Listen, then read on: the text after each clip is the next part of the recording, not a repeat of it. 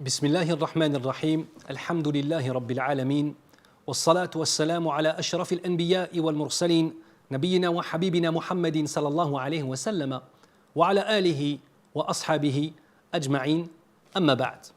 Nous passons aujourd'hui à un nom qui est Al-Hakim et aussi Al-Hakam. Et on va parler aussi de l'Adl.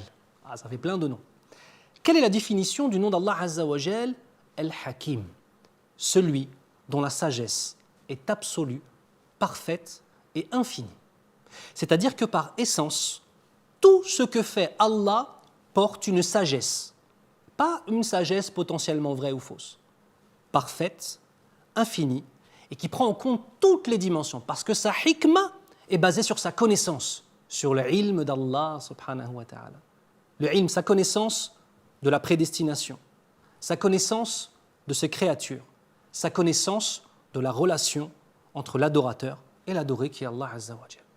Le deuxième nom qui est Al-Hakam signifie l'arbitre suprême, celui qui juge avec équité et dont le décret est irrévocable. Donc ici on va avoir deux dimensions.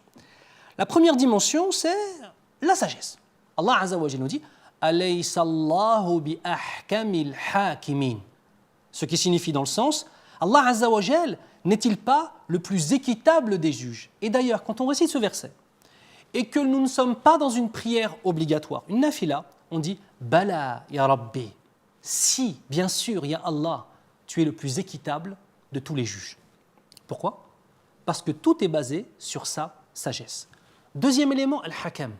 Cela vient impliquer qu'Allah Azza wa Jal nous a descendu sur cette terre un GPS divin, un mode d'emploi de nos vies, où il nous a expliqué dans le détail comment l'adorer à chaque seconde. Et c'est ça la sharia d'Allah Azza wa Jal. Au-delà du fait que certaines chaînes de télévision veuillent nous faire peur avec ces mots, et que maintenant les musulmans hésitent même à employer ces mots. Sharia, alhamdulillah. Shari' c'est la voie pour obtenir la satisfaction d'Allah subhanahu wa ta'ala dans la finalité des choses. Et Allah Azza wa Jal nous a descendu ce système béni qui nous permet à chaque instant, dans chaque parole, dans chaque déplacement, dans le voyage, quand tu es présent, quand tu manges, tout est pris en compte pour nous donner la possibilité d'adorer Allah Azza wa Jal. Wallahi, parmi les plus grands châtiments qui peuvent s'abattre sur une personne, c'est d'être privé de vivre dans ces règles de la sharia d'Allah Azza wa Jal. Et ceci est déjà un châtiment pour les non-musulmans, de vivre en dehors de tout cela. Alors que dire de ceux et celles qui disent « La ilaha illallah » avec leur langue, mais qui dans les actes vivent totalement en dehors de ce mode de vie. Ils ont eu la clé, mais ils n'ont pas su ouvrir la porte. Et ils vivent en dehors de la pièce, tels des massakines qui sont victimes de toutes les intempéries du monde, affamés, assoiffés, morts de froid ou morts de chaud.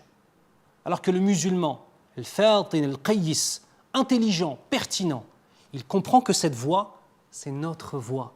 Et c'est la voie qui nous permet d'atteindre la satisfaction d'Allah.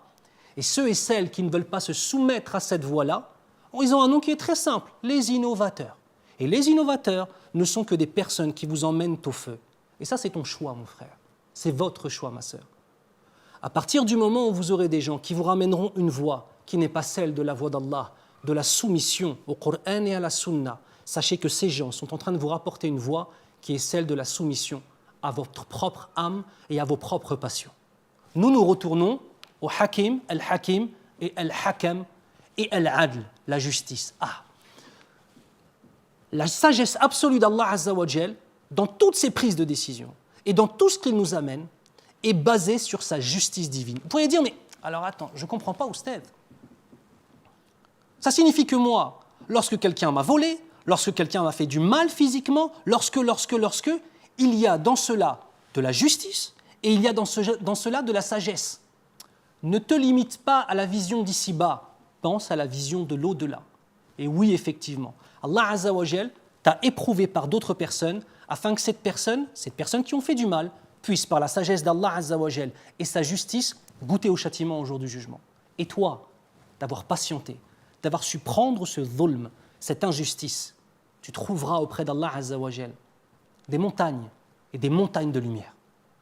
Vous savez, le nom d'Allah Azza wa Jal, Al-Hakim, ouvre les portes de ce qu'on appelle le tawakkul ala Allah, le fait de s'en remettre à lui. Attention, on agit, on se défend, on fait. Et même s'il le faut, on attaque. Il n'y a aucun problème là-dessus. Dans les limites toujours de notre dîn, de notre sharia. Mais par contre, ce nom d'Allah Azza wa Jal nous ramène toujours à un élément essentiel. Allah t'aime, il est juste.